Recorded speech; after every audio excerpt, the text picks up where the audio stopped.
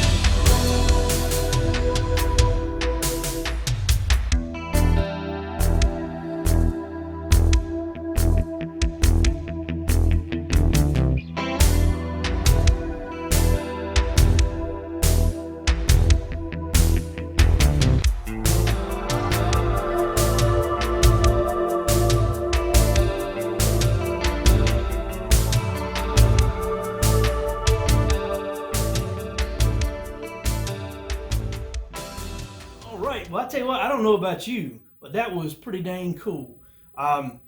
You can go to their woodworkingshop.com. They've got these the calibration discs in a set. You can get the disc by itself if all you want to do is be able to calibrate your track and your fence and all that.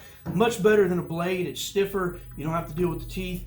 But if you want this as a kit form, you can go get the kit. I think it's about $48 for the kit, and that'll get you a mess of discs and a hook and loop conversion sheet that goes in there. And it's PSA on one side so it adheres to the disc, and the mating part for the hook and loop on the other side. So anyway, a really good addition to the shop. I can see a lot of potential with that. So if you don't have a disc sander, a big one, use your table saw. This is perfect. So you can calibrate it and sand on it and saw on it at the same time. It just makes the table saw even that much more versatile. So anyway, go to woodworkingshop.com, check it out. I think you'll like it. I know I did. And don't be typing in there talking about how I could have used a flush trim bit to trim this thing up. I know that. But I had a sanding and calibration disc that you do it for me. Anyway, check that out. Nice and smooth, very clean. I like mine. You'll like yours. This is Chris with Crisscross Crafts. We'll see you next time.